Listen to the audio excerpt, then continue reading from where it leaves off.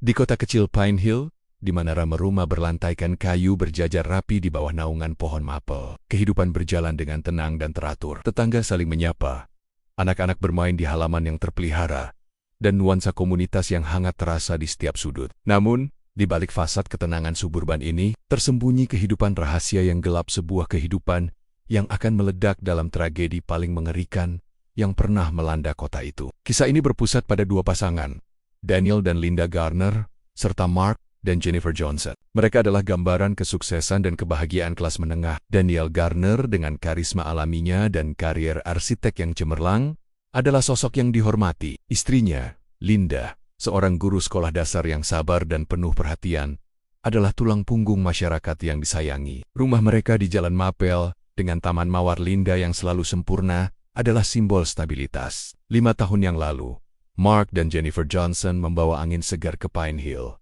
Mark, seorang penasihat keuangan dengan senyum mudah dan jiwa sosial, dengan cepat menjadi populer. Istrinya, Jennifer, adalah pusat perhatian di setiap ruangan, cantik, cerdas, dan memiliki energi magnetis yang menarik semua orang. Persahabatan antara kedua pasangan itu tumbuh alami, dibangun di atas fondasi barbecue akhir pekan, permainan papan pada hari Minggu sore, dan liburan bersama ke danau. Namun, suatu malam, di tengah pesta makan malam yang meriah dan setelah beberapa botol anggur, percakapan berbelok ke arah yang tak terduga. Bercanda tentang rutinitas pernikahan berubah menjadi diskusi serius tentang keinginan, kebebasan, dan batasan. Seseorang tidak ada yang ingat siapa melemparkan gagasan pertukaran pasangan seperti yang dibaca di majalah. Awalnya ada tawa canggung, tetapi keesokan harinya, gagasan itu tidak hilang. Itu menggantung di udara.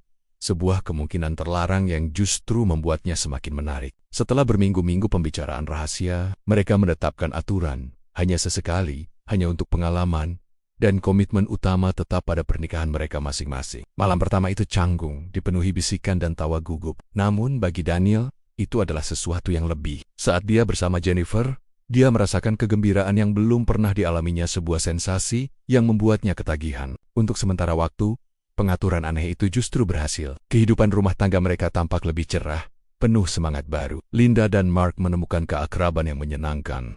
Daniel dan Jennifer mengeksplorasi gairah yang intens. Mereka semua berhati-hati, menjaga rahasia mereka di balik tirai kesopanan suburban. Tetapi secara perlahan, keseimbangan mulai goyah. Daniel tidak bisa berhenti memikirkan Jennifer. Dia mulai membandingkannya dengan Linda dalam diam. Keceriaan Jennifer, tawanya, caranya memandangnya, semua itu menguasai pikirannya. Dia menjadi linglung saat bekerja, menggambar ulang fitur wajah Jennifer di tepi sketsa arsitekturnya. Dia mulai menciptakan alasan untuk bertemu, meminjam alat yang tidak perlu, mengajak jalan-jalan yang tiba-tiba, menelepon untuk meminta nasihat yang remeh. Linda merasakan perubahan itu. Dia melihat bagaimana pandangan suaminya mengikuti Jennifer di sepanjang ruangan, bagaimana nada suaranya berubah saat berbicara padanya. Suatu malam saat mereka membereskan dapur setelah keluarga Johnson pulang, Linda memberanikan diri bertanya, "Kamu baik-baik saja, Daniel? Kamu terlihat sangat dekat dengan Jennifer akhir-akhir ini." Daniel membeku.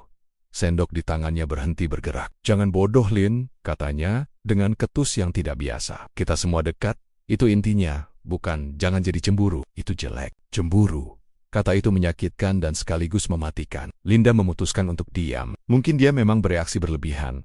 Mungkin ini adalah bagian dari pengaturan tersebut. Di sisi lain, Jennifer juga merasa tidak nyaman. Apa yang awalnya terasa seperti pujian perhatian penuh Daniel kini terasa seperti beban. Sentuhannya menjadi lebih lama. Bisikannya lebih intim. Dia mencoba membicarakannya dengan Mark. "Mark, apakah kamu memperhatikan Daniel?" Dia agak intens. Mark, yang sedang asyik melihat laporan keuangan, hanya mengangkat bahu. Dia hanya bersemangat, "Sayang, Daniel memang begitu. Dia menjalani hidup dengan penuh gairah." "Jangan khawatir." Penolakan Mark membuat Jennifer merasa terisolasi. Dia mulai membatalkan rencana, mengaku sakit kepala, atau terlalu sibuk. Setiap kali teleponnya berdering dan nama Daniel muncul, dadanya sesak. Krisis akhirnya pecah selama akhir pekan di sebuah kabin di Danau Serenity. Saat matahari terbenam mewarnai langit dengan jingga dan ungu, mereka duduk mengelilingi api unggun. Angin sepoi-sepoi membelai pepohonan pinus. Dalam kehangatan api dan anggur, Daniel menjadi terbuka. Dia mengalihkan pandangannya dari api ke Jennifer. Matanya berbinar dengan cahaya yang berbahaya. "Kadang-kadang," katanya, suaranya rendah dan serius, "aku membayangkan, membuang semua ini. Mobil, pekerjaan, semuanya. hanya naik mobil dan pergi, menemukan tempat di mana tidak ada yang mengenal kita, di mana kita bisa bebas diam yang tiba-tiba terasa menusuk. Suara jangkrik terdengar keras. Linda memandangnya, wajahnya memucat. Mark mengira itu lelucon yang gagal, mencoba tertawa kecil. Jennifer merasa darahnya membeku. "Apa yang kau maksud, Daniel?" tanyanya, suaranya nyaris berbisik. "Kau dan aku, Jen," kata Daniel, seolah-olah itu hal yang paling jelas di dunia. "Kita bisa memulai dari awal." Udara seketika menjadi dingin. Jennifer berdiri dengan gemetar. "Aku lelah, aku akan tidur." Dia berbalik dan nyaris berlari ke dalam kabin. Malam itu, di kamar tidur kecil mereka, Linda menghadapi Daniel dengan kemarahan yang dingin. "Apa yang kau lakukan? Kau hampir menghancurkan segalanya." Daniel mendelik, wajahnya keruh oleh anggur dan emosi. "Aku hanya mengatakan yang sebenarnya. Kau tidak mengerti. Kau tidak pernah bisa memahami apa yang kurasakan." Pertengkaran itu berlanjut dengan suara berbisik yang penuh amarah, sementara di kamar sebelah, Jennifer menangis diam-diam di pelukan Mark yang bingung. Setelah akhir pekan yang penuh bencana itu, kehidupan mereka berubah total. Jennifer memberitahu Daniel, melalui telepon dengan suara datar, bahwa semuanya sudah berakhir. Tidak ada lagi pertukaran, tidak ada lagi kencan. Mereka akan kembali menjadi sekedar teman tetangga, jika itu masih mungkin. Bagi Daniel, keputusan itu seperti perintah hukuman mati. Penolakannya bukanlah kesedihan, melainkan kemarahan yang menggelegak. Obsesinya berubah menjadi kepemilikan. Jika dia tidak bisa memilikinya, maka tidak ada yang boleh. Dia mulai mengikuti jejaknya. Dia akan duduk di mobilnya di seberang jalan studio yoganya, menatapnya masuk dan keluar. Dia mengiriminya pesan teks yang panjang dan bertele-tele, yang berubah dari pengakuan cinta menjadi tuduhan kejam, bahwa dia adalah seorang penggoda yang tega menghancurkan hidupnya. Ketakutan Jennifer berubah menjadi teror murni. Dia memberitahu Mark segalanya. Kali ini dengan nada panik yang tidak bisa diabaikannya. Mark, yang akhirnya menyadari parahnya situasi, marah besar. Dia menghadapi Daniel, memperingatkannya untuk menjauh dari istrinya. Pertemuan itu berakhir dengan cekcok hampir fisik, dengan Mark mendorong Daniel keluar dari pintunya. Linda, yang terjepit di tengah, berusaha menjadi penengah. Dia mencoba menjangkau Daniel, yang kini mengurung diri di kantornya, tenggelam dalam kemarahan dan minuman keras. Dia juga mencoba menghibur Jennifer, merasa bersalah karena suaminya lah sumber mimpi buruk ini. Namun, jembatan antara kedua keluarga itu telah runtuh menjadi abu. Pada malam minggu yang kelam ketika Mark harus pergi untuk perjalanan dinas mendadak, Jennifer merasa gelisah. Dia mengunci semua pintu dan jendela, memeriksanya 2 kali. Angin musim gugur merambah daun-daun kering di luar, menciptakan suara gesekan yang menyeramkan. Dia tertidur di sofa, televisi menyala untuk menemani. Dia terbangun oleh suara pecahan kaca. Hatinya berhenti berdetak. Dia membeku, mendengarkan suara langkah kaki di lantai kayu dapur. Pelan, hati-hati. Bukan Mark. Mark memiliki kuncinya. Dengan tangan gemetar, dia meraih ponselnya dari meja kopi. Saat itulah, bayangan memenuhi pintu masuk ruang keluarga. Daniel, matanya liar, rambutnya acak-acakan. Di tangannya, mencerminkan cahaya dari televisi, ada pisau dapur panjang dari dapurnya sendiri. "Jennifer," katanya, suaranya serak dan aneh. "Kau harus mendengarkanku. Kau harus mengerti." "Daniel, keluarlah," desisnya, mencoba membuat suaranya tegas namun terdengar seperti rintihan. "Aku sudah menelepon polisi." "Itu bohong." Ponselnya terkunci. Jarinya terlalu gemetar untuk memasukkan kode. "Jangan bohong padaku." Raungnya melangkah mendekat. "Semuanya karena kau. Kau membuatku seperti ini. Kau memberiku segalanya lalu merampasnya." Dia mundur, tersandung ke sofa. "Tolong Daniel, ingat Linda. Ingat persahabatan kita. Nama Linda jangan kau sebut," teriaknya. Air mata sekarang mengalir di wajahnya, bercampur dengan kemarahan yang tak terbendung. Dia tidak pernah mengerti. Hanya kau, dan kau tega menolakku. Dalam satu gerakan cepat yang dipicu oleh adrenalin murni, Jennifer melemparkan bantal ke arahnya dan berlari ke arah pintu depan. Tangan Daniel menangkap kerah bajunya, menariknya mundur dengan kasar. Dia berteriak-teriakan panjang, penuh ketakutan sebelum tangan besar lainnya menutup mulutnya. Dia berjuang, mencakar, menjerit di balik telapak tangannya. "Tenang," geramnya, napasnya berat di telinganya. Hanya perlu tenang. Lalu, ada sensasi aneh, bukan pukulan, tetapi tekanan yang dalam dan panas di antara tulang rusuknya. Terkejut, dia melihat ke bawah. Gagang pisau menonjol dari bajunya. Dia tidak merasakan sakit, hanya kehangatan yang tiba-tiba menyebar. Kekuatannya seakan mengalir keluar bersamaan dengan kehangatan itu. Daniel melepaskannya, dan dia merosot ke lantai. Pandangannya terpaku pada langit-langit. Suara Daniel sedang meratap menjadi samar-samar, lalu menghilang sama sekali, digantikan oleh derau statik yang lembut. Daniel tidak ingat perjalanan pulang. Satu-satunya ingatannya adalah berdiri di kamar mandinya sendiri, menatap pantulan dirinya yang liar di cermin. Bercak merah tua menghiasi baju dan tangannya. Itu adalah bukti. Itu nyata. Linda terbangun karena suara air mengalir. Dia menemukannya di sana, berdiri seperti patung di bawah pancuran yang masih menyala. Pakaiannya yang basah dan bernoda berceceran di lantai keramik. Dia tidak perlu bertanya. Bau besi di udara, pandangan hampa di mata suaminya, menyatakan kebenaran yang mengerikan. Pada detik itu dua Linda berperang di dalam dirinya. Sang istri yang ngeri dan sang pelindung yang pragmatis. Sang pelindung yang menang. Dengan ketenangan yang membuatnya sendiri merasa asing, dia bertindak. Keluarlah, perintahnya, suaranya datar. Dia mengarahkannya ke wastafel, menyuruhnya mencuci tangan, sementara dia sendiri mengambil kantong sampah daur ulang dan mulai membersihkan. Dia menggulung pakaian bernoda, menyeka lantai, membersihkan gagang pintu. Dia berpikir seperti seorang insinyur, seperti seorang penyusun strategi memutuskan setiap gerakan untuk menghancurkan bukti. Dia kemudian mendudukkan Daniel yang gemetar di meja dapur. Ceritakan semuanya. Jangan tinggalkan satu detail pun. Dengan suara monoton Daniel menceritakannya. Linda mendengarkan, perutnya mual, tetapi otaknya mencatat setiap kata. Mereka membutuhkan alibi. Dia menelepon sahabatnya, Carol, suaranya ringan dan santai. Carol, hello? Iya, Daniel ada di sini sepanjang malam, kami nonton film lama. Oh, kau dengar suara? Mungkin anjing tetangga.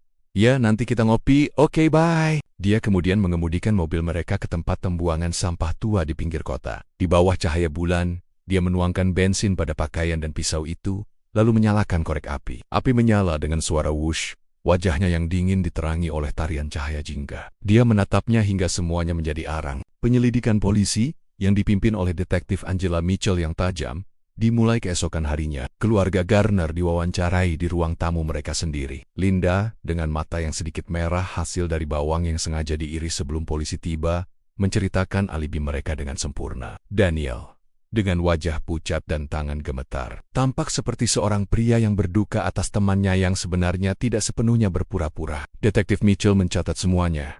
Intuisi berbunyi pelan di kepalanya, tetapi tanpa bukti, tidak ada yang bisa dilakukan. Dalam minggu-minggu berikutnya, tekanan psikologis mulai membelah keluarga Garner dari dalam. Daniel menjadi hantu dari dirinya sendiri melompat pada setiap bunyi bel pintu, menatapi kosong keluar jendela, dan tenggelam dalam botol whisky. Dia mulai mengalami mimpi buruk yang begitu nyata. Dia terbangun dengan teriakan, berkeringat dingin, yakin melihat bayangan Jennifer di sudut kamar. Linda adalah penjaga kewarasan sekaligus penjaga penjara mereka. Dia mengawasi setiap kata yang Daniel ucapkan di depan orang lain, mengarahkan percakapan, selalu tersenyum selalu normal. Namun, di malam hari, ketegangan itu meledak menjadi pertengkaran berbisik yang pahit. Kita harus mengaku, bisik Daniel suatu malam. Air mata mengalir di pipinya. Aku tidak tahan, Lin. Aku mendengar teriakannya. Kau tidak bisa, desis Linda, menggenggam lengannya dengan kuku yang menusuk. Kau akan menghancurkan kita. Apa yang akan terjadi padaku? Apa yang akan orang katakan? Tahan saja. Untuk memberikan jeda, dia membawanya ke kabin yang sama di Danau Serenity. Ironi lokasinya tidak luput dari mereka, tetapi kesendiriannya justru membuat ketegangan semakin mencekik. Di sanalah Linda melatihnya. Polisi akan bertanya lagi. Mereka akan bertanya tentang malam itu. Di mana kau? Apa yang kau lakukan? Lihat mataku, katakan padaku. Sekarang, mereka menjadi aktor dalam drama mengerikan yang mereka tulis sendiri. Namun, di Pine Hill, rumor mulai menyebar seperti kabut. Tetangga membisikkan tentang perilaku aneh Daniel, tentang pertengkaran keras antara dia dan Mark yang terdengar di seberang pagar.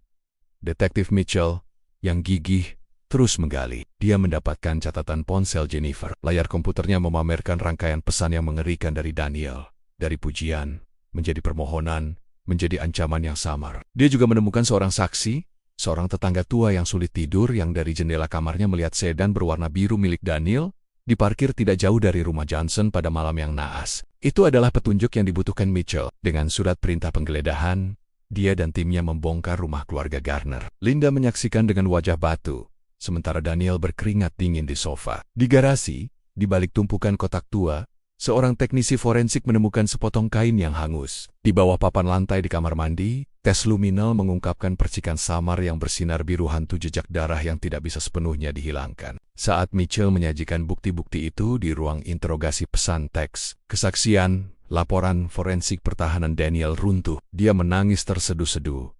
Tubuhnya terguncang oleh beban yang akhirnya tidak lagi bisa dipikul. Dia mengaku semuanya, obsesi, penolakan, teror malam itu, dan rasa sakit yang menusuk saat pisau itu masuk. Dan dalam kelegaan yang menyedihkan karena akhirnya mengaku, dia juga menjatuhkan Linda. Dia menceritakan bagaimana dia membersihkan, membakar dan berbohong. Linda, di ruang interogasi terpisah, awalnya menyangkal dengan tegas. Tapi saat Mitchell membacakan pengakuan Daniel kata demi kata, bahunya turun, topeng kesempurnaannya retak, lalu pecah. Dia mengaku, bukan dengan ratapan dramatis, tetapi dengan pengakuan lelah seorang wanita yang kalah. Aku hanya mencoba melindungi apa yang kita punya, katanya, kosong. Aku hanya mencoba bertahan. Persidangan mereka adalah sensasi nasional. Kota Pine Hill yang tenang menjadi pusat sorotan media. Di ruang sidang yang sunyi, Mark Johnson duduk dengan bahu yang kendur.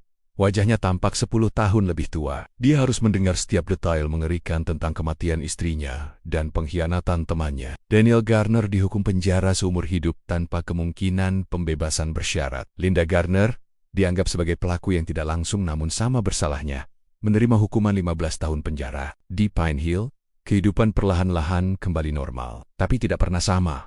Rumah keluarga Johnson dijual, taman mawar Linda di Jalan Mapel layu dan ditumbuhi gulma. Kisah itu menjadi peringatan yang dibisikkan tentang bagaimana bahaya paling gelap tidak selalu datang dari orang asing di gang gelap, tetapi bisa tumbuh subur di ruang tamu yang terang benderang, dibuai oleh kepercayaan dan persahabatan, dipupuk oleh rahasia yang akhirnya terlalu berat untuk ditanggung. Dan di balik jeruji, Daniel dan Linda Garner masing-masing di sel terpisah. Terus hidup di dalam penjara yang mereka bantu ciptakan sebuah penjara yang dibangun dari batu obsesi dan dinding pengkhianatan, yang mungkin lebih kokoh daripada beton apapun. Demikianlah kisah kelam yang merobek tenangnya Pine Hill.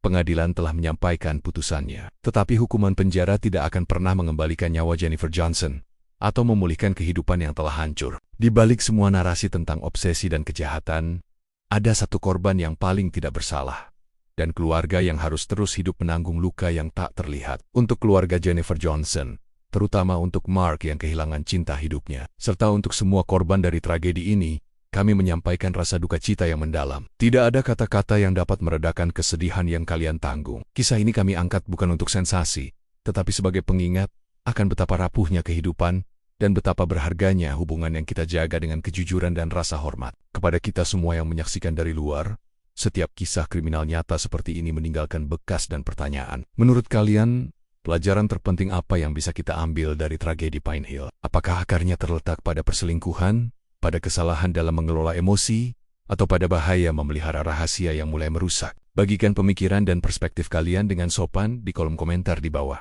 Mari kita jadikan ruang ini sebagai tempat untuk refleksi, bukan penghakiman. Terima kasih telah menyimak.